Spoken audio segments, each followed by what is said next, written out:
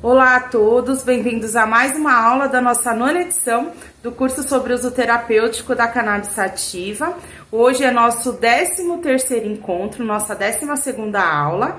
Hoje a gente estava previsto na grade hoje a gente falar sobre a cannabis para fibromialgia e dor, mas a gente teve um problema técnico com a aula, a gente precisa fazer um ajuste, então a gente vai inverter a ordem das aulas dessa semana. Hoje a gente vai receber então o Dr. Leandro Ramires para falar sobre o uso da cannabis na oncologia para câncer, né? Então, bem-vindo, Dr. Ramires, Dr.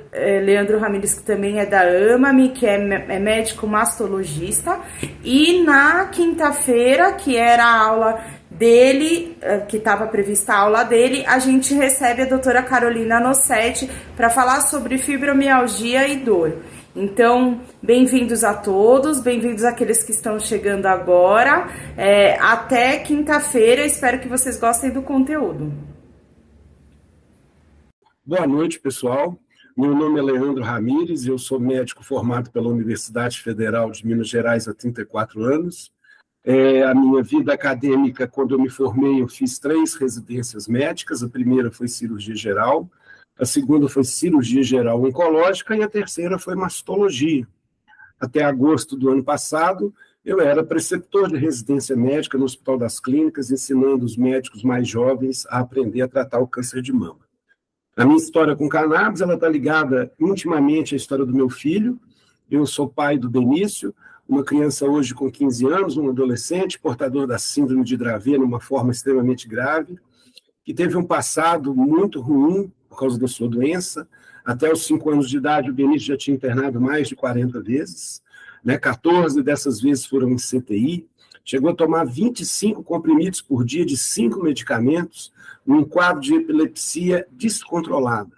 Benício tinha 15, 20, até 30 convulsões ou mais por dia e tinha uma vida completamente difícil, com um desgaste emocional, físico para a família muito intenso. Benício, sem saída, começou a fazer uso de um extrato de cannabis. Extrato esse que eu já conhecia o seu potencial muito antes do Benício nascer. Quando eu entrei na faculdade em 1983, o primeiro estudo que eu entrei em contato foi o estudo do professor Carlini, publicado na Pharmacology, que já mostrava as propriedades anticonvulsivantes dos derivados da cannabis. E eu nunca podia imaginar que quase 25 anos depois eu ia ter um filho, e esse filho, sim, precisa da cannabis. Benício começou a usar um extrato que a gente importava de forma clandestina, lá no começo de 2014, e isso modificou a vida dele. Passados-se quase 10 anos, o Benício só faz uso de um óleo de cannabis, que eu mesmo planto, eu mesmo produzo, dentro de um equilíbrio com os fitocannabinoides, e a vida dele passou a ser controlada, nunca mais se internou, aos poucos fomos tirando a medicação, e hoje meu filho é tratado somente com óleo de cannabis produzido em casa, né? Então, a minha missão aqui é com muita honra. E eu quero introduzir, agradecendo o pessoal aí da organização da 9ª edição do curso sobre o uso terapêutico da cannabis, promovido pela Unifesp, e não posso deixar de citar a tão importante participação do Padre Ticão nessa história, e para mim é muita honra poder colaborar com o curso que foi ele que deu um dos toques iniciais. O que me cabe aqui hoje dizer para vocês é o papel medicinal do uso da cannabis no paciente oncológico, no paciente com câncer, né? Eu sei que o público que está me assistindo é um público heterogêneo, de profissionais de saúde, a pessoas que mal conheçam que mal conhecem, né, os poderes medicinais da cannabis em relação ao câncer. Então, eu já peço desculpa antecipadamente, que essa apresentação traz muita coisa técnica, mas eu vou tentar ser o mais breve possível, o mais objetivo e o mais concreto, né? Então, vamos falar aqui do potencial da cannabis medicinal no paciente oncológico, né? Já fiz minhas apresentações, quero declarar aqui meus conflitos de interesse. Eu sou coordenador da Associação Brasileira de Pacientes de Cannabis Medicinal, fundada em 13 de dezembro de 2014, foi a primeira associação de pacientes no Brasil, que acabou servindo de aceleradora para outras associações no Brasil afora. Também sou membro da Weekend Academy, que é uma plataforma de educação médica que hoje tem uma respeitabilidade internacional com alunos em mais de 21 países. E o pai do Benício, Beni, meu filho querido, por ele é que eu estou aqui compartilhando isso com vocês. Essa foto aí do fundo é do cultivo dele, ele tem um salvo-conduto. Salvo-conduto esse que todo brasileiro devia ter. Não é porque eu sou branco, médico, posso pagar um advogado, né? A gente espera que essa legislação mude e que a gente consiga avançar no aspecto social da cannabis, né? Eu vou contar aqui uma história muito interessante sobre cannabis e câncer. Isso aí é uma múmia lá da região da Sibéria. E essa montanha que está aí atrás é um permafrost, né, das cadeias de montanhas Altai, onde estão ali os Himalaias, né? Esse chama permafrost porque é permanentemente congelado e recentemente, numa exploração arqueológica, foi achado numa montanha lá um sarcófago que tinha uma múmia de uma mulher jovem. O que é interessante é que essa múmia estava muito bem preservada e sinais de tatuagem na sua pele foram suficientes para se identificar uma dinastia. Não só isso, essa múmia foi submetida a uma ressonância nuclear magnética.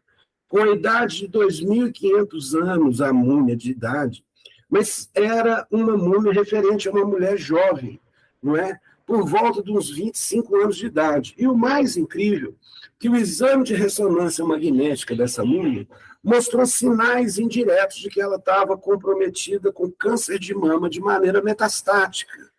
Existiam restos de tecido suspeito na área da mama e em esqueleto, inclusive com desabamento de coluna vertebral, uma coisa que é muito interessante que acontece no câncer de mama, porque o maior sítio de metástase, ou seja, tumor à distância, é nos ossos. O mais incrível, que nesse sarcófago era de uma pessoa da nobreza, porque, além do corpo cheio dos seus tesouros, dos seus adornos, tinha uma carruagem com 6 cavalos e vários potes de flores de maconha, vários potes de flores de cannabis. O que essas flores de cannabis estavam fazendo lá, nesse sarcófago, nesse espaço fúnebre? Será que era para ajudar quanto aos efeitos deletérios da doença avançada dentro de um contexto de cuidado paliativo? Será que era um tratamento? Por que essas flores estariam lá? Então, pessoal, a cannabis tem mesmo uma relação com o câncer e ela se fundamenta em 2 pilares que são importantes saber. O primeiro é o contexto dos cuidados paliativos. O que é o cuidado paliativo? Muita gente, erroneamente, entende que cuidado paliativo é aquilo que já se tentou tudo, não tem mais nada a fazer por esse paciente, passa ele para o cuidado paliativo. Não. Cuidado paliativo é muito mais do que isso. Cuidado paliativo é aliviar sofrimento, seja de uma doença maligna como um câncer, ou seja de uma doença como é a do meu filho. O cuidado paliativo é aquilo que você tem que promover para o paciente, para a sua família, um conforto que vai fazer ele tolerar o sofrimento imposto pela sua condição ruim de saúde. Não é preciso esperar tentar tudo para iniciar o cuidado paliativo. O profissional ou a pessoa dedicada a cuidado paliativo deve ser acessado já no começo do tratamento, quando a carga de sintomas ainda não é tão alta, para preparar esse paciente nesse sentido. Então, uma abordagem é o cuidado paliativo, e a outra abordagem que eu vou falar aqui um pouquinho mais tarde é sobre os possíveis efeitos antineoplásicos dos fitocannabinoides, tá bem?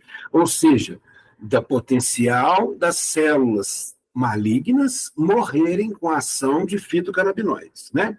Então, dentro do cuidado paliativo, a gente tem que entender que isso é uma assistência multidisciplinar, que visa manejar o sintoma, dar apoio para a família, promovendo um alívio do sofrimento físico, emocional, psicológico, espiritual.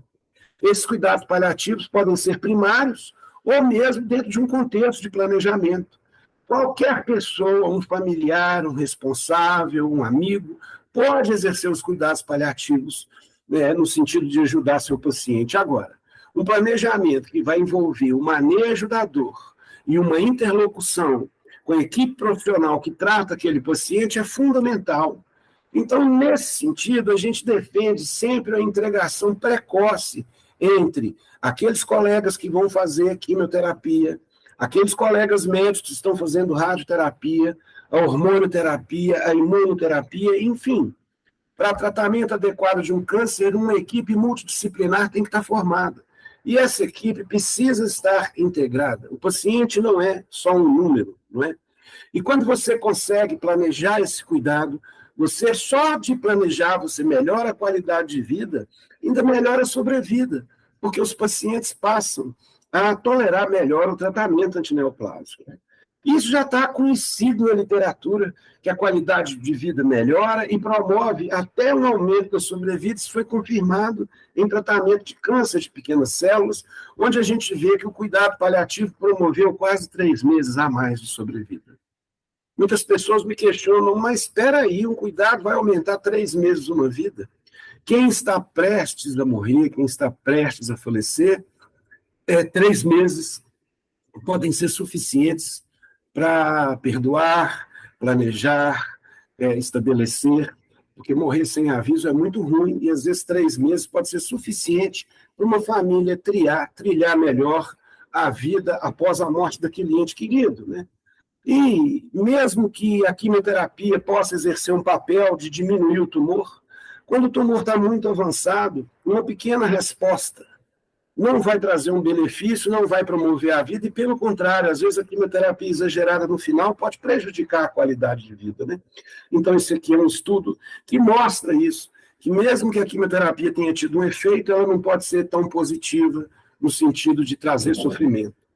Bom, existem várias organizações médicas mundo afora que estabelecem protocolos para cuidados paliativos, né?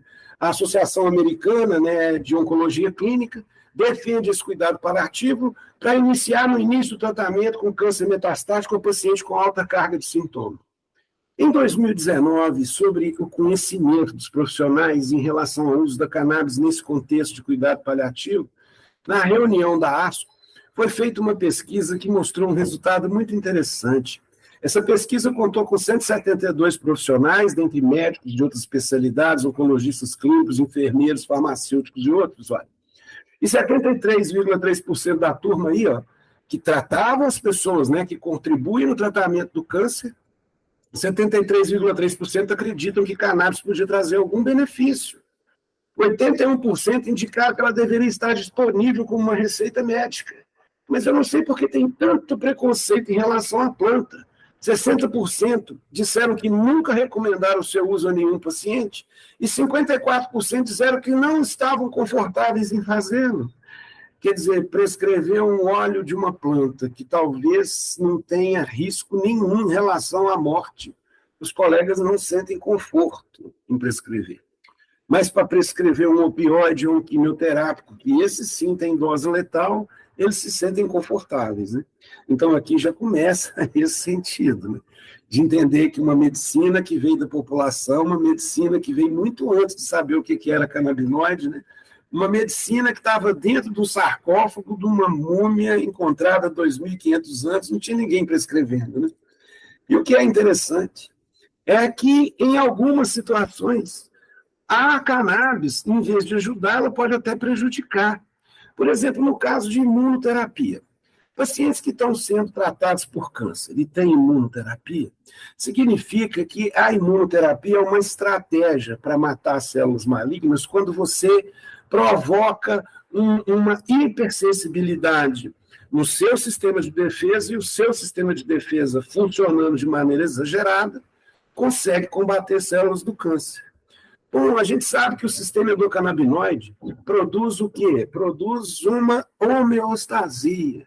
Produz o quê? Regula, equaliza, o sistema nervoso, equaliza o sistema imunológico. Então, terapias que forçam a barra do sistema imunológico, a cannabis vai regular, isso pode gerar um conflito na resposta. Esse aí é o único artigo que mostrou isso, que é um estudo retrospectivo, não tem tanta força científica, né? Olhado para trás, e descobriu-se que a cannabis, usada junto com a terapia hormonal, impediu que o tumor diminuísse um tamanho que seja suficiente, mas, como eu disse antes, não é a diminuição de um tumor que vai determinar a melhor sobrevida. Então, apesar da cannabis ter comprometido no que diz respeito à redução tumoral, em nenhum desses pacientes desse estudo houve alguma alteração na sobrevida, ou seja, independente do resultado, a sobrevida foi a mesma. Mas, então, eu acho que é preciso ter um pouco de cuidado nessa avaliação e nessa prescrição, não é? Então, aqui demonstra, olha, os pacientes que receberam quimioterapia, pacientes que tinham um tumor de pequenas células, tratados com nivolumab, que é um anticorpo monoclonal, os pacientes que usaram cannabis, a redução do tumor foi menor. O gráfico parece impressionante, mas a sobrevida aumentou lá entre 2 meses, e que isso praticamente é irrelevante. Bom, independente de algumas situações na imunoterapia do câncer da cannabis prejudicar a resposta, na grande maioria dos tumores o caso é um pouco mais diferente. Aqui é um outro guia, que desde 2014 defende o uso da cannabis inicialmente para caquexia e anorexia, dentro de um arsenal terapêutico estabelecido, mas também usando a cannabis como última alternativa. Mas já é um grande passo, né? Então, a dor, a cannabis medicinal, são medicamentos que com cannabis, você consegue diminuir a dor daquele paciente em estágio avançado de doença, e o sistema endocannabinoide ativado vai melhorar a inflamação, vai diminuir a dor, vai tirar a angústia, né? Porque uma coisa é uma dor relacionada a uma doença benigna que tem uma expectativa de finitude. Outra coisa é uma dor relacionada a uma doença maligna e evolutiva, que a finitude não é interessante, não é? Então, isso tudo gera um contexto de dor e ansiedade muito severo, e cannabis pode promover um melhor conforto no que diz respeito a isso. Então, isso é motivo de discussão no mundo inteiro. Hospitais como o MD Anderson, no Texas, que são referências, sempre questionam e mostram para as populações no site deles mesmo quais são os benefícios, não é? Ainda se diz que a literatura é muito limitada, mas ela cresce de maneira exponencial.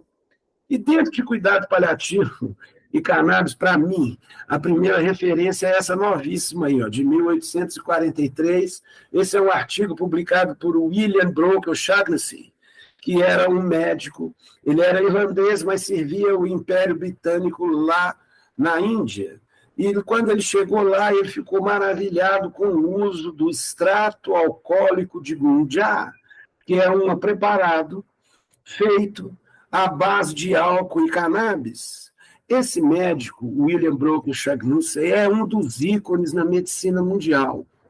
Além dessa divulgação dos resultados em casos clínicos que ele tratou com cannabis lá na Índia, ele também foi o responsável por expandir a rede de telégrafo na Índia, por isso que ele foi para lá. Não só isso, se quem está me assistindo aí já tomou alguma medicação venosa, foi esse médico aí que estabeleceu essa via de acesso de medicamentos. Então, por si só, já era um sujeito ímpar. Esse artigo é muito comentado pelos meus colegas neurologistas que dão aulas sobre epilepsia, porque essa é a primeira referência. Só que esse artigo, na verdade, avaliou uma série de doenças. Doenças como raiva, como lepra, né? Hanseníase, como tétano. Os meus colegas mais novos nunca viram, talvez, muitos médicos no Brasil sequer viram alguém morrer de tétano, sequer viram alguém tendo a hidrofobia, que é a raiva, né? E os mais antigos, com certeza, viveram isso, e a morte nessas doenças é um negócio assim catastrófico. E o William Brocke escreve isso aí muito bem quando ele teve a oportunidade de tratar essas pessoas. Olha, parece evidente que pelo menos uma vantagem foi obtida com o extrato alcoólico de gunja. A terrível doença, hanseníase, hidrofobia, tétano, foi despojada de seus horrores. Se não menos fatal que antes, foi reduzida numa escala menor de sofrimento que precede a morte. Então, desde 1853, já existem artigos mostrando o efeito paliativo da cannabis em doenças tão severas, né? Então, se você pegar quais são os sintomas que estão relacionados a um paciente oncológico num estado avançado de doença, são todos esses aí. E é isso que a gente precisa aliviar, focado no alívio da dor, para que a pessoa possa ter uma finitude mais digna, mais humana, não é? Então, isso aqui é uma plataforma de pesquisa que eu utilizo, que é a Canaquiz, é muito interessante essa plataforma, porque você joga lá uma situação clínica, ela vai em todos os sites de pesquisa, e nesses sites de pesquisa científica ela seleciona tudo aquilo que está relacionado a cannabis, canabinoides, fitocannabinoides e doenças. Então eu peguei ali exatamente os principais sintomas que a gente viu aqui no slide anterior. E o que tem de artigo neles, isso estudado recentemente.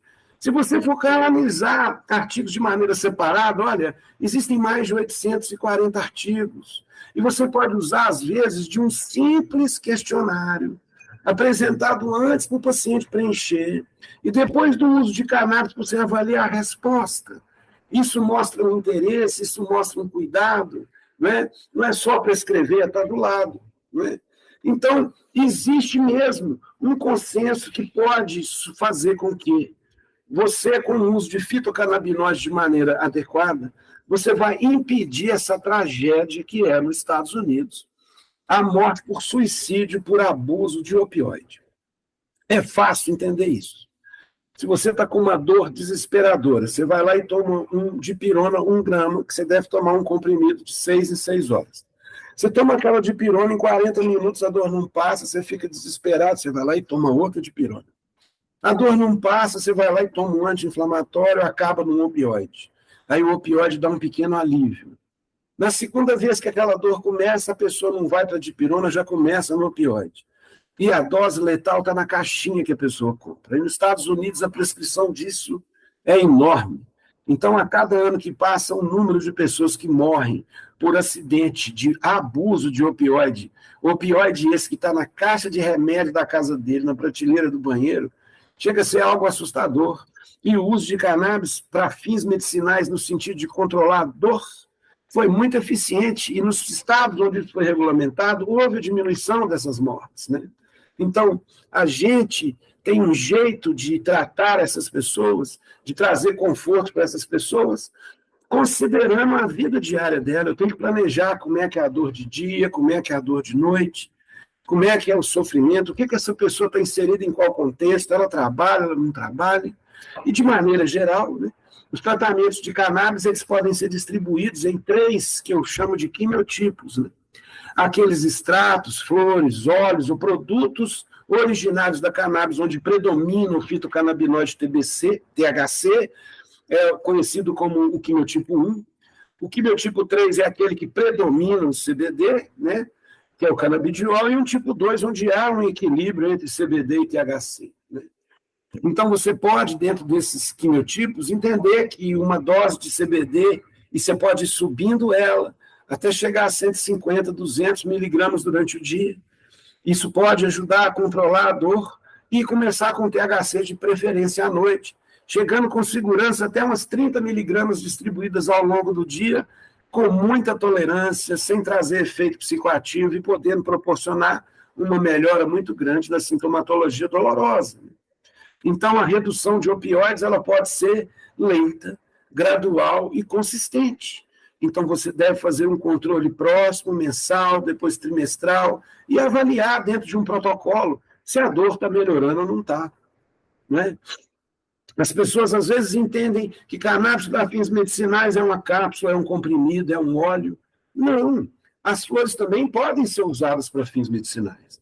Esse estudo é um estudo israelense muito interessante, publicado em 2018, que avaliou 2.970 pacientes com câncer tratados entre 2015 e 2017. Olha que interessante. A média de idade foi quase 60 anos, havia um predomínio de mulheres e 26,7% relataram que já tiveram experiência anterior com cannabis, ou seja, a grande maioria, quase 75%, nunca tinha tido experiência com cannabis. Então, esses 2.700 pacientes estavam distribuídos assim em relação à origem do tumor. 20,7% eram tumores de mama, 13,6% pulmão, depois vinha pâncreas, depois vinha tumores do intestino. E os sintomas mais frequentes que esses pacientes reclamavam, além da doença propriamente dita? Os pacientes reclamavam de insônia, grande maioria, olha lá, 78%, dor, quase 78%, né? Com uma intensidade de mediana para alta, né? Uma escala de 0 a 10, 8 é uma dor forte. Astenia e fraqueza, náusea em quase 65%, falta de apetite quase na metade, né? Então, a qualidade de vida de quem está com insônia, dor, se sentindo fraco, enjoado e sem comer, é uma vida muito ruim. Lembrando que esses 12.970 pacientes lá, ó, mais da metade, um pouquinho mais da metade deles estavam no estádio 4 da doença. O que é interessante é que a cannabis usada medicinalmente aqui foram flores, que poderiam ser fumadas ou vaporizadas, né? Eu acho que dentro de uma política de redução de danos, talvez o fumo não seja adequado. Claro, é melhor usar um vaporizador para não ter que absorver o monóxido de carbono e outros subprodutos gerados pela queima. Mas a gente tem que entender que um vaporizador, às vezes, é difícil de encontrar, o vaporizador de ervas, que eu estou dizendo. É preciso entender também que isso tem um custo. E um paciente no estágio terminal, não há necessidade da gente ficar preocupado se o CO2 ali vai prejudicar a vida dele daqui a uns 20 anos, não é isso? Então, olha aqui. 12 cepas de cannabis índica rica em THC foram usados sem CBD, consumido lá pela maioria dos pacientes, olha lá, quase 90%. Então, aí está uma descrição de outras 3 cepas de cannabis sativa, com concentrações iguais, está vendo? Então, se você pegar essas 4 cepas aí, você vai ver que tem um quimiotipo 1 rico em THC, um quimiotipo 1 e 2, esse 1 e 2 aí, ó, rico em THC, uma cepa que havia um equilíbrio com uma diferença menor do que 15% e outras ricas em CBD. Bom, a maioria dos pacientes, olha, consome mais de uma cepa no sentido de vaporizar. Vamos ver o que aconteceu com essa turma. É claro que, com o passar dos anos, as pessoas vão morrendo, são câncer em estágio avançado. Então, olha lá, 2.970 pacientes entraram e após 6 meses, usando isso. O tempo foi passando, as pessoas foram morrendo. Olha.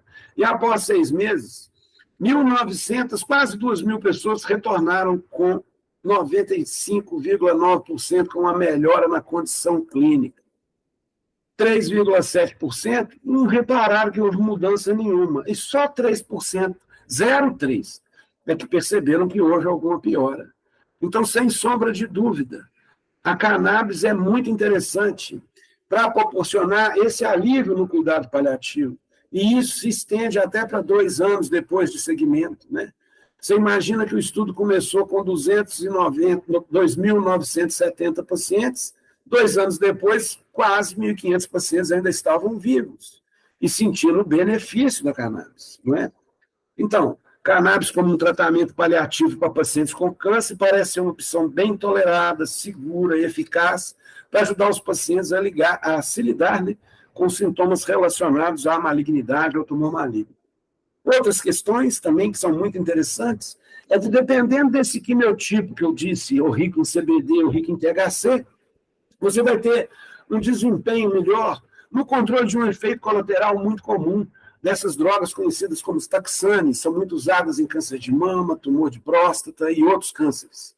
Essa droga quimioterápica é antineoplásica, ela tem um poder antineoplásico excelente, mas em contrapartida ela gera um dano nas terminações nervosas periféricas. E com isso dá uma parestesia, um formigamento nas extremidades, nas solas dos pés. Em alguns pacientes isso é tão avançado que eles não aguentam nem pisar no chão. Há um escurecimento da pele, há um desgaste das unhas, até a queda dessas unhas elas podem acontecer. Essa droga é uma droga muito usada em câncer de mama, que é a minha especialidade. E a gente hoje consegue controlar com muita facilidade estes sintomas exatamente por causa de um efeito direto dos fitocannabinoides lá na terminaçãozinha nervosa que foi lesada pelos fitocannabinoides, lesada pelos agentes antineoplásticos, como os taxanes, que eu acabei de dizer, e a melhora já está documentada do ponto de vista científico. Bom, então, dentro dos cuidados paliativos com cannabis, algumas considerações devem ser importantes, eu chamo atenção para isso aqui. Primeiro, existe uma legitimidade, uma legalidade, é uma atividade médica e não médica. Cannabis não pode ser de prescrição exclusiva de médicos, não é? Então, se para muitas no mundo inteiro nunca teve prescrição, agora não é a hora do médico se empoderar disso. O médico pode ser um estudioso, pode supervisionar, pode aplicar, pode prescrever, mas no meu entendimento, qualquer pessoa tem habilidade de manipular cannabis para fins de cuidados paliativos. É claro, pessoal, que eu estou dizendo aqui que a participação do médico vai muito mais voltada para a condição individual do indivíduo, se o indivíduo está bem com os hormônios da tireoide, se o indivíduo está bem com o sistema renal, não é uma insuficiência renal, se o indivíduo não tem uma cirrose, se o indivíduo não tem comorbidades importantes. Então, é preciso conhecer as comorbidades. O papel do médico está muito mais ligado a isso do que propriamente dito ao efeito da cannabis diretamente. Então, a gente tem legitimidade, a gente tem legalidade que é variável, né? O Brasil ainda está muito aquém nessa regulamentação, mas o fato é que isso já é prática em bons países do mundo. A segunda coisa que qualquer pessoa tem que entender é que tem que ser indagado mesmo. Você já teve uma experiência anterior com cannabis? Para o paciente oncológico, né? Essa experiência foi positiva, foi negativa, em quais circunstâncias que aconteceu, para quê? Para você passar segurança, para você demonstrar para o paciente que ele já teve uma experiência, que se ele ficar com efeito psicoativo, a coisa não é tão séria, né? A gente tem que saber que cannabis é útil no tratamento da dor, já mostrei aqui. A gente tem que saber que cannabis é útil no tratamento e no controle da náusea, do vômito, como efeito adverso da quimioterapia. A gente tem que saber que a disponibilidade desses fitocannabinoides no corpo humano depende da via de administração. Você pode vaporizar, usar a via aérea ou fumar. Você pode usar as mucosas no sentido de fazer uma aplicação de mucosa sublingual ou oral. Você pode engolir, deglutir o medicamento. Você pode passar através de creme tópico e até um supositório pode ser produzido à base de fitocannabinoides. O que a gente tem que entender é que cada via dessa de administração vai ter uma farmacocinética. O que é uma farmacocinética? É a trajetória que esses fitocannabinoides fazem no organismo.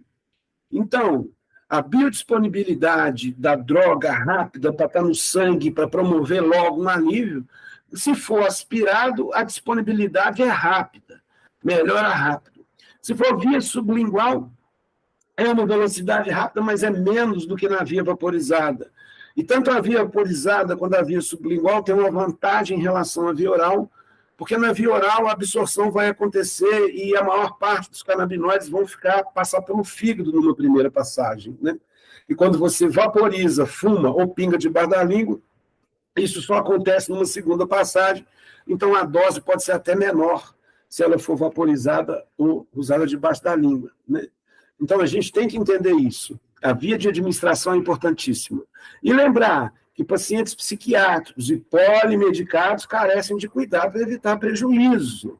Então, isso é o que eu tinha dito antes, quer dizer, o médico precisa de conhecer o paciente para ele não ter nenhuma dificuldade em relação ao uso. Cannabis é útil para o tratamento de caquexia e anorexia, todo mundo sabe que abre uma larica depois do uso, né? Não existe relação entre cannabis fumado e câncer de pulmão, cannabis fumado em DPOC, e olha que existe maconheiro há muitos anos. E essas pessoas, quando fazem só uso de cannabis, não compartilham com outro tipo de cigarro, não existe essa relação com câncer de pulmão e nem com DPOC, né? O uso de cannabis é seguro para crianças? Nossa, como que eu sei que é seguro, né? O meu filho usa desde os 5 meses de idade. E muitos pais ficam morrendo de medo de dar cannabis para a criança. Mas dão para eles, para as crianças, o ácido valproico, né? O Depakote, né? O Depaquene, né? O divalproato de sódio. Essa droga, nos Estados Unidos da América, só pode ser dada para pacientes com mais de 12 anos. Então, às vezes, eu vejo mães desesperadas com os filhos tendo convulsão, dando Depakote com a maior segurança em dose absolutamente alta, fazendo monitorização da dose no laboratório. Isso pode causar uma pancreatite, até morte sem causa objetiva, está escrito isso na bula. Mas a pessoa tem medo de dar cannabis, e que é muito mais seguro do que qualquer coisa. Né? A gente tem que entender que não pode ser abusado, né? Os efeitos psicoativos podem prejudicar a pessoa a dirigir, assinar contratos, etc. Né? Então, tudo é uma questão de dose, efeito, e sentir até onde você vai dentro do contexto oncológico. Então, até o momento, a literatura científica atual disponível favorece, apoia, ou, na pior das hipóteses, pede mais estudo da cannabis dentro desse contexto paliativo. Então, eu acho que nesse primeiro momento aqui, eu procurei tentar passar uma ideia sobre a finalidade dentro de um contexto paliativo. Agora é uma parte médica um pouquinho mais complicada, mas eu vou tentar falar aqui numa linguagem que eu possa atender as expectativas de todos. Eu vou falar um pouquinho sobre os efeitos antineoplásicos, sabe? Se você pesquisar aí no Google, no YouTube, meu câncer foi curado com cannabis, você vai encontrar um caso ou outro, um vídeo ou outro. Não é? A gente costuma dizer que esses testemunhos são testemunhos anedóticos. Alguns são carregados de vieses, você vê que foi produzido, mas nem todos.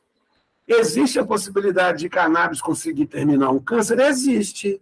Mas são todos os cânceres? Não, esses tumores precisam ter expressos os receptores canabinoides. Então, vou mostrar isso aqui mais ou menos para vocês. E aí, eu me sinto à vontade em falar do câncer de mama, né? O câncer que mais cresce nas mulheres, o câncer mais incidente nas mulheres, olha aí, 2.100.000 casos novos por ano. 15% de todas as mortes de câncer em mulheres é por causa do câncer de mama. Quanto mais desenvolvido, maior a incidência. Por quê? Porque as pessoas têm diagnóstico. Né? E é uma incidência que cresce globalmente. Né?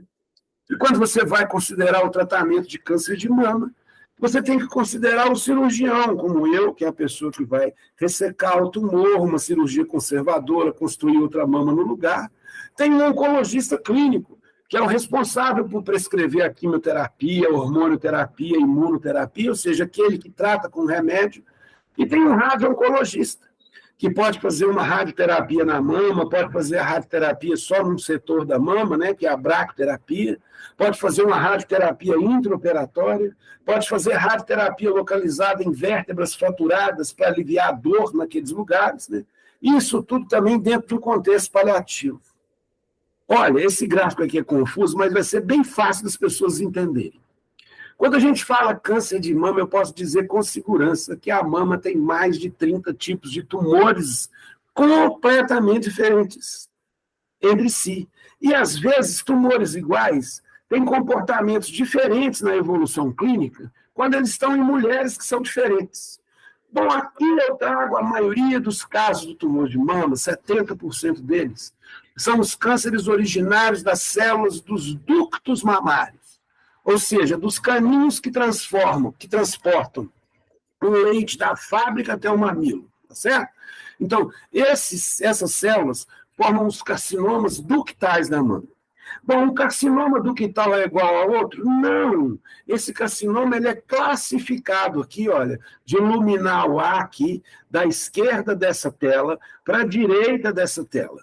Daqui, da esquerda para a direita, piora o prognóstico. Então, você ter um câncer de mama luminal A é aquele tumor que divide devagarinho, as células respondem à terapia hormonal. Então, a sobrevida é boa, a chance do diagnóstico precoce da pessoa viver é muito boa. Por outro lado, se você tem um tumor ductal, só que ele não expressa receptores hormonais, ele é conhecido como triplo negativo, o prognóstico é péssimo. A velocidade de crescimento é rápida e a sobrevida é menor, porque esse tumor é mais agressivo. Então, você vê que mesmo dentro de um tumor, existem subclassificações, e quanto mais indiferenciado, quanto mais estranho, quanto mais alterado as células e os núcleos delas que compõem aquele tumor, pior vai ser o prognóstico. E isso acontece no câncer de mama. Então, no câncer de mama de linhagem ductal, os dois piores são o HER2 e o triplo negativo. E esses tumores podem ou não expressar na superfície dessas células receptores canabinoides. Olha aqui. Quando eu comecei a mexer com câncer de mama no passado, a gente pedia a biópsia e pedia também um estudo, e pede-se também um estudo que é o estudo imunohistoquímico. O que é isso? Você manda aquelas células para o laboratório vai dizer como que elas funcionam quimicamente. Se elas gostam do receptor de estrogênio ou não, se elas são sensíveis a um medicamento ou não, está entendendo? Então você consegue informações químicas que qualificam a escolha da terapia. Lá no passado, um desses fatores de hormonais, fatores marcadores celulares, era esse conhecido como HER2. O HER2 é muito interessante, que é uma membrana, é uma proteína transmembrana, semelhante ao receptor canabinoide CB1 ou CB2, que também são membranas, são proteínas que atravessam a membrana. Parte dessa proteína fica exposta por meio extracelular, e aí vem um medicamento ou fitocannabinoide, se encaixa naquela proteína e vai promover uma mudança naquelas células. Então, quando a gente pedia a imunohistoquímica de um câncer de mama e encontrava lá um HER2 positivo, nossa, isso era muito triste. Por quê? Porque esse tumor é um tumor agressivo, a gente não tinha muita terapia, até o dia que surgiu o anticorpo monoclonal, a substância que pega exatamente essa proteína, que é o trastuzumab. Então, a partir do momento que a gente tem o HER2 positivo, que é um sinal de mau prognóstico, é um sinal de vida curta, por outro lado, ele é um sinal preditivo de resposta, porque você pode dar um medicamento e mudar o destino dessa pessoa. Bom, agora se descobriu os receptores na década de 90, em 94 se achou o CB1, 5 anos depois achou o receptor CB2, então uma coisa nova, quase dos anos 2000. E aí tem esse gráfico aqui, que é um gráfico esses gráficos são muito interessantes. E isso tem a ver com a Universidade Complutense de Madrid. Olha aqui, se eu pegar esse primeiro gráfico aqui da letra A, sobrevida geral, olha, eu vou ter um momento zero, onde eu tenho 100% dos pacientes. Aqui embaixo, no eixo do X, vai passando o tempo. Então, no tempo zero, eu tinha 100% dos pacientes, mas quando chegou aqui por volta de 75 meses, olha aqui, ó, 50 meses, a metade deles já tinham morrido, se eu for considerar essa linha mais escura. Entende? Aqui são todos os pacientes HER2, tumores graves. Essa linha mais escura significa que aqueles pacientes lá tinham os receptores canabinoides. Ora, então você pode ter um paciente que tem um tumor HER2 positivo, ele pode ou não expressar receptor canabinoide, entendeu? Então, um tumor grave da mama, que é o tipo HER2, ele ainda tem 2 subtipos. Rico em receptor canabinoide ou pobre em receptor canabinoide. Se ele for rico em receptor canabinoide, ele vai ser muito pior na vida, porque não tem canabinoide suficiente. Então, é por isso que a suplementação de fitocannabinoides nos pacientes câncer de mama HER2 positivo, que tem um receptor positivo CB2, eles serão beneficiados e a vida deles vai aumentar. Esse estudo aqui, ó, considerou a sobrevida geral, a sobrevida livre de doença local para recorrer, né? A doença pode voltar na mama, e a sobrevida livre de doença sistêmica. Esse estudo foi feito com um número pequeno de pacientes, 65. Como isso? Os tumores eram guardados no laboratório. Então, você sabe a história do paciente que morreu com aquele HER2, você vai lá no laboratório, levanta aquele tumor guardado e faz um estudo. Então, essa diferença que acontece em tumores com receptor canabinoide ou sem receptor canabinoide foi confirmada por outros autores, deixando claro uma relação do sistema endocannabinoide e alguns tipos de tumores. Aqui eu trouxe um exemplo no câncer de mama.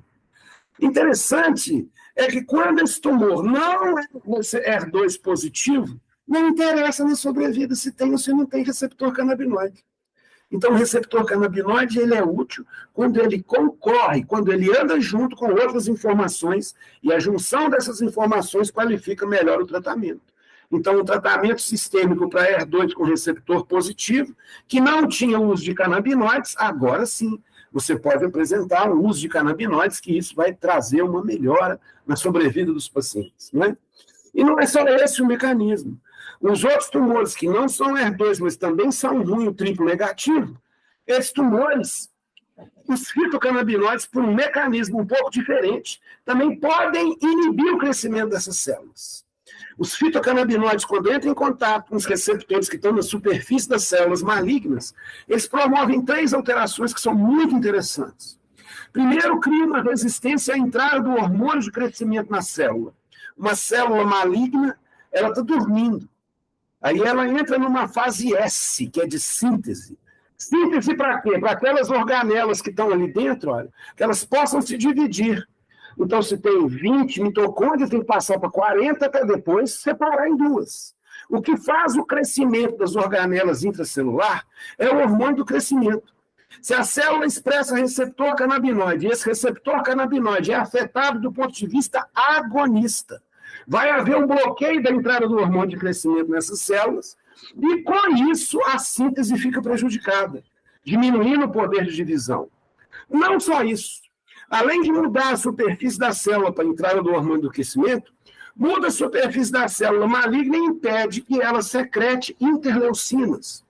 Interleucinas são substâncias que atraem as células de defesa e essas células de defesa que chegam próximo do tumor são transformadas em osteoclasto e esses é que saem comendo o tecido normal para o câncer vir crescendo atrás, né?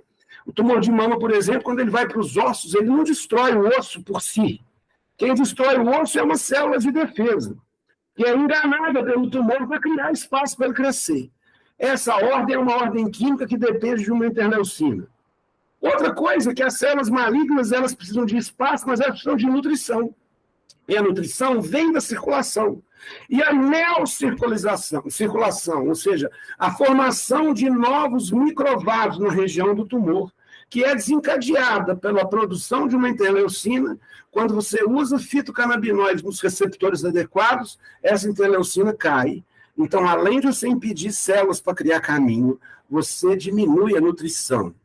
Esses 3 mecanismos, impedir o hormônio do crescimento entrar para dificultar a síntese, impedir as células de defesa abrir caminho para o câncer de mama, para o câncer qualquer, não só de mama, e diminuir a nutrição, a circulação, são 3 mecanismos antineoplásicos distintos dos quimioterápicos.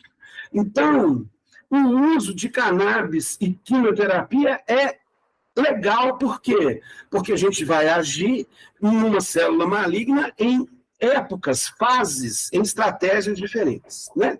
Então, eu já expliquei isso aqui é só para mostrar o tanto que isso é poderoso.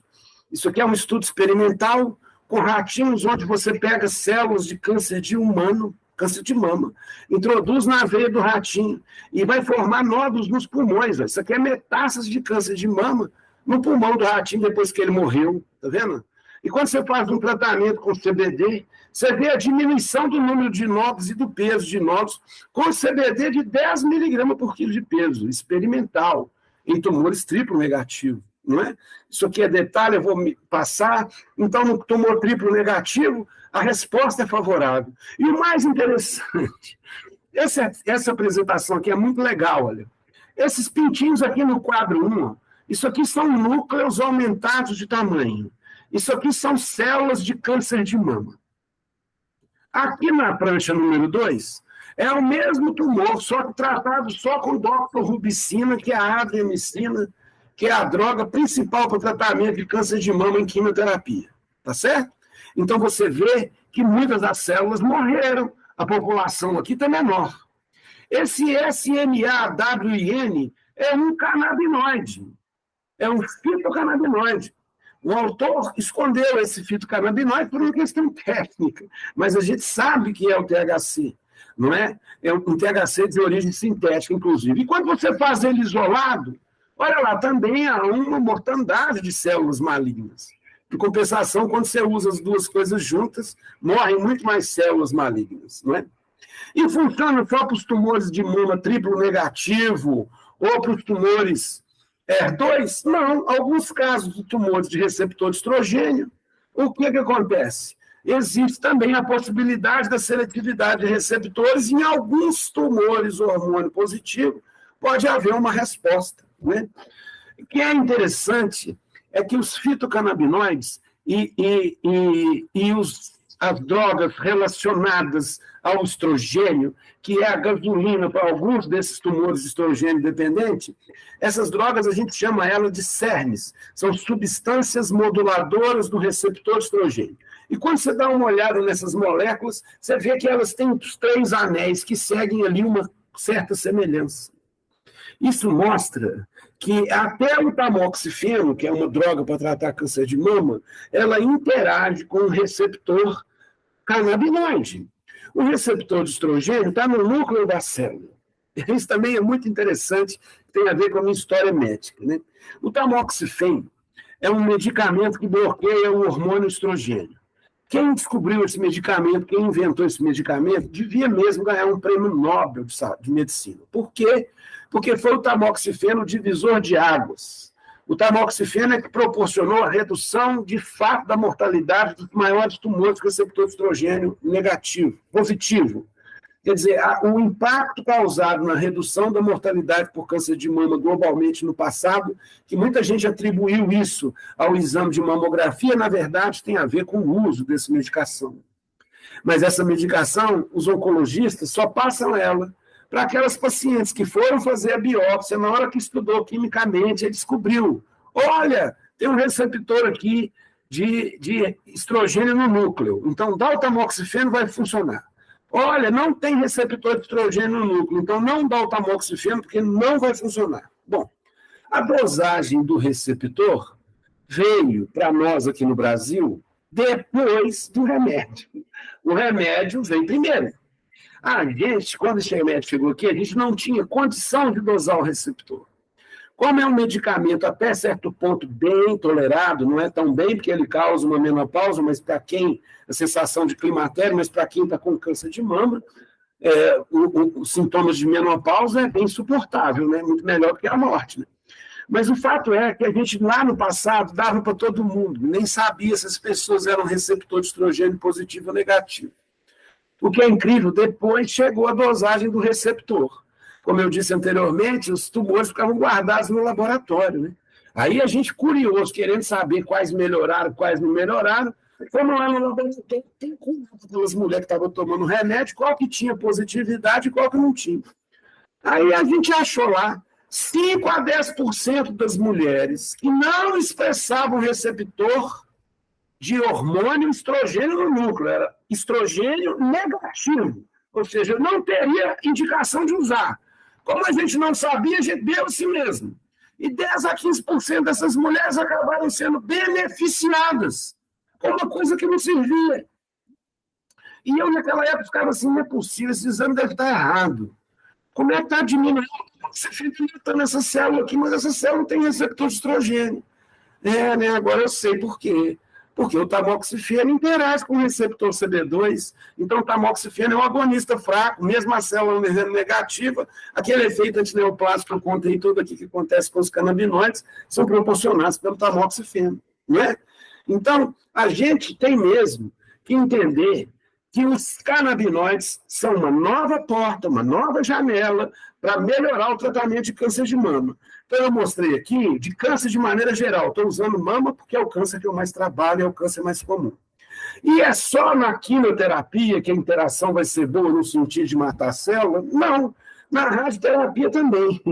Isso aqui é muito interessante. Isso aqui são células de câncer de mama colocadas em meio de cultura.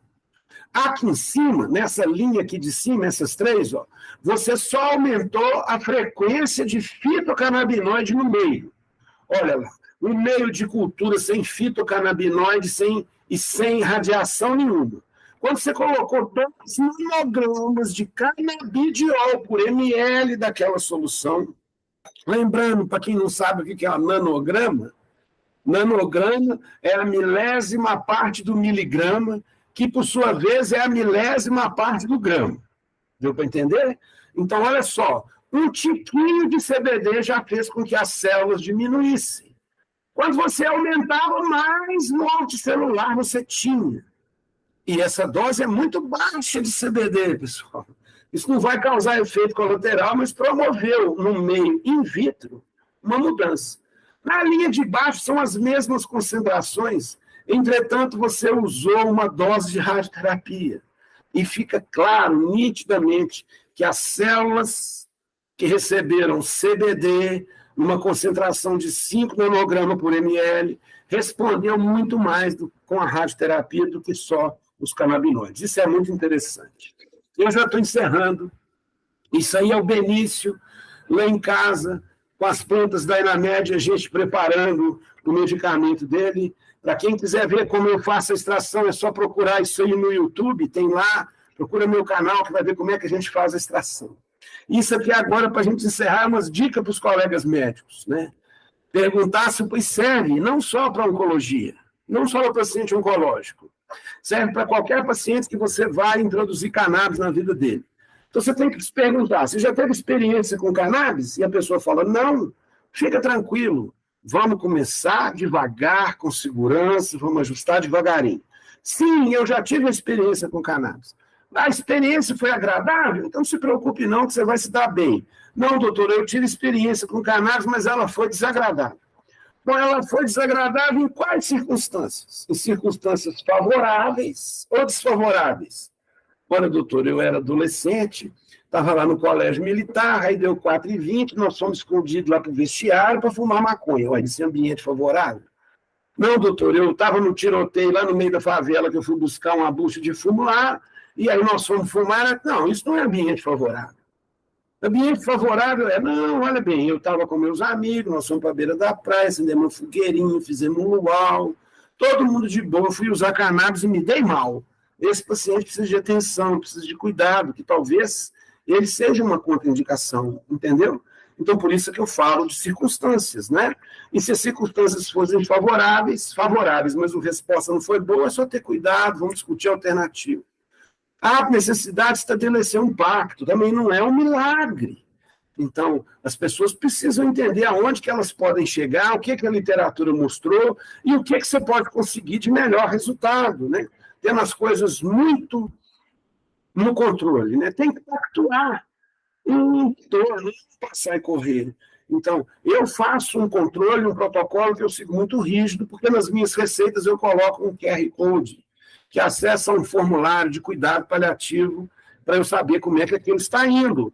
Então, eu costumo, como um cirurgião de câncer que atendo, não só câncer, ansiedade, depressão, dor, epilepsia, etc., eu fui muito criticado e ainda sou, por não ser neuropediatra e atender crianças, por não ser geriatra e atender demências. Eu uso de protocolos que já existem na literatura científica. E, através do acesso desse protocolo, eu faço um acompanhamento. Este QR Code, ó, quem está me assistindo, pode apontar a câmera do celular, pode até preencher lá com um e-mail que eu sei que não é de meu paciente, para vocês entenderem como é que esse protocolo funciona. E aqui eu vou mostrar como é que eu faço esse acompanhamento. Então, olha lá, o protocolo do câncer, que é um protocolo de acompanhamento oncológico, a pessoa preenche dados de identificação, peso, estadiamento da doença, se tem metástase ou não tem, só xizinho. E aí eu vou querer saber qual o tratamento que o paciente está fazendo, se é químio, rádio, hormônio, né, dentre os vários tratamentos, quais tratamentos o paciente já fez, se foi submetido a uma cirurgia, descreve de poucas palavras. O importante é que eu quero saber sobre a qualidade da vida do paciente. Então, eu quero saber se ele está bem sem qualquer sintoma ou se ele está muito mal com sintomas de difícil controle. Eu quero saber se ele não sente dor ou se ele sente uma dor descontrolada, né? Que tipo que é essa dor? Eu quero saber sobre o apetite, se o apetite não tem alteração ou se está completamente sem apetite. Eu quero saber se o paciente está perdendo peso. É importante saber se o paciente está dormindo. Ou seja, tudo aquilo que eu mostrei anteriormente. Não é? Além disso, já que ele vai preencher um formulário, ele pode falar para nós qual é o tipo de canabinoide que ele está usando, se é um óleo, se é uma flor, se é vaporizada, quais são os efeitos adversos registrados, se tem sonolência, se tem fadiga, é só marcar xizinho aqui e saber como que ele está se dando. Então, vamos ver aqui. Vou citar um caso aqui de exemplo. Olha. Isso aqui é um paciente masculino, 50 anos, usuário de cannabis, já era um usuário de cannabis. Em 2016, ele teve um câncer de intestino, já no estágio 4 avançado. Tirou metade do intestino à esquerda, tá vendo? E fez uma reconstrução no mesmo ato. Em 2020, 4 anos depois, já estava lá com metástase hepática, ó. O marcador CEA aumentou. Então, ele estava tendo até a síndrome de Lynch, que é uma tristeza, porque a doença avançada, não é? Com tendência a ter mais câncer gerado com ansiedade e depressão, né? Então, ele foi para uma quimioterapia de segunda linha. Então, olha que interessante. Antes dele começar a cannabis em abril de 2021, câncer de intestino cheio de metástases. O paciente estava fazendo algum tratamento canabinoide? Sim, ele já fumava. Tinha esses efeitos colaterais aqui, efeitos adversos. Tinha muita fadiga, boca seca, dor de cabeça. Será que era por causa da cannabis? Mesmo por causa da doença. Mas ele, como usuário, manifestava lá uma satisfação mediana com o uso daquela cannabis fumada. Isso em abril de 2021, antes da gente entrar com um tratamento canabinoide supervisionado, com calma, acompanhando o paciente. Ele respondeu para mim, olha, que ele estava bem com alguns sintomas controlados, sentindo dor forte, controlado com opioide, a dor era dor de cabeça na região do fígado, do lado direito do corpo, ele estava com pouco apetite, está perdendo peso, dormindo mal. Fiz uma prescrição para ele, de um produto importado, rico em CBD, e de um produto brasileiro. O produto importado focando numa atividade antineoplásica possível para um câncer de intestino, no caso dele não vou entrar aqui em detalhes, e um óleo de THC, que ele usasse de maneira mais livre, mantendo uma dose de até 30 miligramas por dia. Aliás, as doses de 30 miligramas eu gostaria de salientar nessa oportunidade que esse curso aqui está me dando. Pessoal, óleo a 10%, 1 para 1, 8 para 1, isso não quer dizer muita coisa, não. É melhor você saber a miligramagem que tem dentro dos principais fitocannabinoides, seja CBD ou THC, simplesmente por uma questão de segurança. Até 30 miligramas por dia de THC, distribuídos ao longo do dia, a chance de um efeito psicoativo severo é diminuta, é pequena. Um extrato rico em THC, com menos de 100 miligramas de CBD, não vai ter um efeito antineoplásico. Então, há necessidade de uma dose ser corrigida. Por isso que eu defendo, e lá no site da AME tem um artigo muito interessante sobre miligrama, proporção, porcentagem, isso é muito importante. Mas vamos voltar ao caso aqui. Passei para ele um THC. Vamos ver o que aconteceu com ele. Vocês lembram que eles preencheram aqui, no dia 27 de abril. No dia 27 de abril. No dia 25 de maio, 30 dias depois, ele já estava bem, sem qualquer sintoma. Lembra que ele estava sentindo dor por opioide, não está sentindo dor mais. O apetite aumentou, parou de perder peso e voltou a dormir. Até os efeitos colaterais mudaram. Qual foi a prescrição? Meu amigo, você continua usando a cannabis fumada do jeito que você quiser, mas pinga essas gotinhas debaixo da língua. Então, agora ele passou para o uso oral. O uso oral contínuo, distribuído ao longo do dia, fez com que ele não tivesse nem a necessidade de fumar, e ele começou a gostar mais de maconha ainda do que já gostava, entende? Com um efeito colateral controlado. Aqui um outro caso para ilustrar bem o câncer de mama, né? Então vamos andar para um câncer de mama lá, agressivo, um tumor, receptor de estrogênio positivo, com Ki67 positivo. Então, iniciando devagar com 4 miligramas de THC para chegar lá até uns 30 miligramas. Olha bem o que aconteceu com essa pessoa com metástase óssea, metástase no pulmão, metástase na pleura, ou seja, doença avançada. No dia 20 de 3 de 2021, mal, com sintomas algumas vezes de difícil controle, dor forte controlável com opioide, dor latejante perto do pulmão, no acetábulo, já tinha metástase no acetábulo, pouco apetite, perdendo peso, dormindo mal, né? E aí, 30 dias depois, passou a ficar bem, a dor passou a ser leve, controlável com medicamento, a dor diminuiu pelas próprias palavras dela. Olha lá que interessante. O apetite melhorou, parou de perder peso, está dormindo bem, só acorda para ir no banheiro, né? E as melhoras vão continuando. Eu mostrei com 30 dias, olha aí com quase 60 dias. Bem, as dores estão leves, sem alteração no apetite, parou de perder peso, dormindo bem. O paciente está usando canabinoide e está. Olha aí como é que tem pouquíssimos efeitos adversos. E a paciente está extremamente satisfeita. Aqui é outro caso de neuromielite óptica, não é câncer, mas é uma dor terrível. Também com THC, para a gente mostrar isso aqui quando você quer fazer um controle específico da dor. Olha que interessante isso aqui. A paciente tinha uma dor, neuromielite óptica, É uma doença neurodegenerativa, que pode levar até a cegueira, é como se fosse um ela que começa no nível dos nervos ópticos. Olha como é que estava a vida dessa pessoa. Classifique a dor no máximo durante a última semana, a dor era no máximo. Classifique no mínimo, tudo era no máximo. A média, tudo era no máximo. Agora, ou seja, a pessoa dói o dia inteiro com grande intensidade. Olha aqui, na última semana, os medicamentos que você usou melhoraram a sua dor? Não. Na última semana, a dor prejudicou sua atividade diária? Sim, 100%. Prejudicou a disposição, prejudicou a capacidade para caminhar, prejudicou o trabalho, incluído o doméstico, prejudicou as relações interpessoais, o sono, o prazer de viver. E olha o que essa pessoa já tinha tomado. Menos cannabis. Lembre-se, THC 4 miligramas por dia. 22 dias depois de usar um THC, um óleo, um extrato sublingual.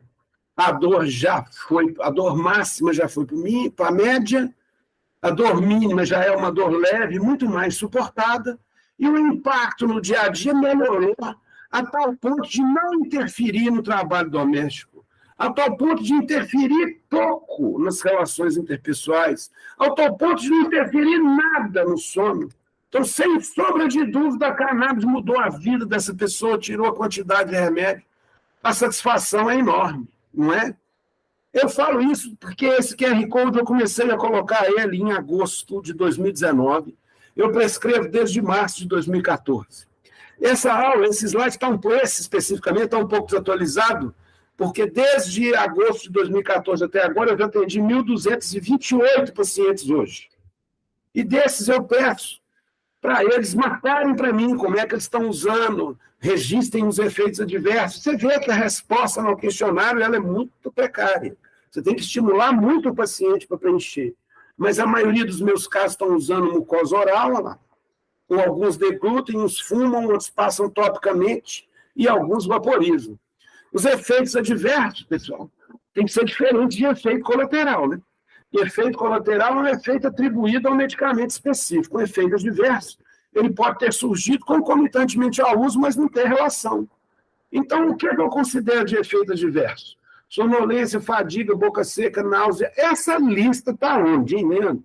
Essa lista está no trabalho do professor Heitor Russo, que é um dos maiores especialistas em cannabis. E ele avaliou todos esses efeitos, que são os efeitos mais comuns, e todos eles são muito bem toleráveis. Então, olha aqui que interessante. Proporção de efeitos adversos observados continuamente nos pacientes. Eu estou dizendo isso na minha experiência, que hoje já está em 1.200. Olha que interessante. A sonolência acontece em menos de 12% dos pacientes. Boca seca. Todo usuário de cannabis sabe que a boca fica seca.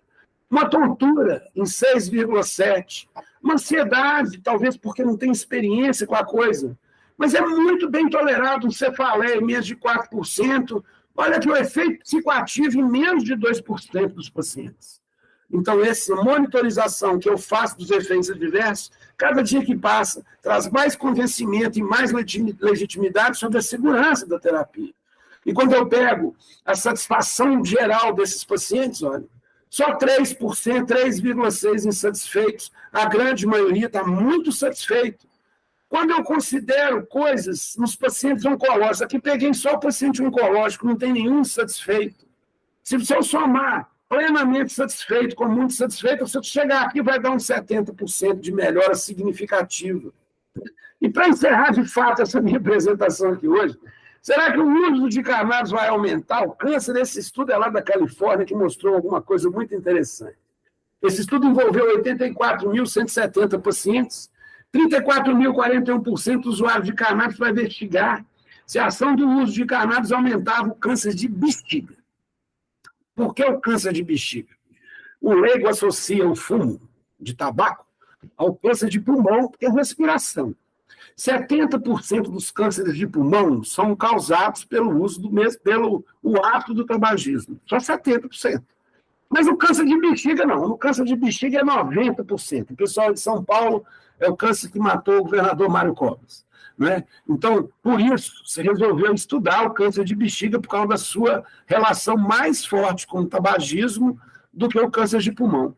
Após 11 anos, olha lá, 0,3 usuários desenvolveram câncer de bexiga, em comparação com os homens que não relataram uso. Ou seja, o câncer de bexiga foi até menor nos maconheiros. E quando você olhava essa associação com o cigarro, a diferença era enorme. Os maconheiros tiveram uma redução na incidência da doença de 45%. Quer dizer, existe ainda um efeito protetor dos fitocannabinoides que ainda não foi muito identificado. O que é interessante é que esse estudo mostrou coisas maravilhosas. Por exemplo, o objetivo era ver câncer de bexiga, mas se descobriu que os usuários de cannabis também tinham menos câncer de próstata. Olha que curioso. E será que tem menos câncer de próstata por causa de um efeito direto dos fitocannabinoides nas células da próstata? Bom, pode até ser, mas todo mundo sabe, né, que um dos mecanismos de proteção ao câncer de próstata tem a ver com a ejaculação. Os estudos epidemiológicos mostram que um homem que tem o hábito de ejacular 3 a 4 vezes por semana tem muito menos câncer de mama, câncer de próstata, câncer de próstata, quando comparado com um homem que não tem esse hábito.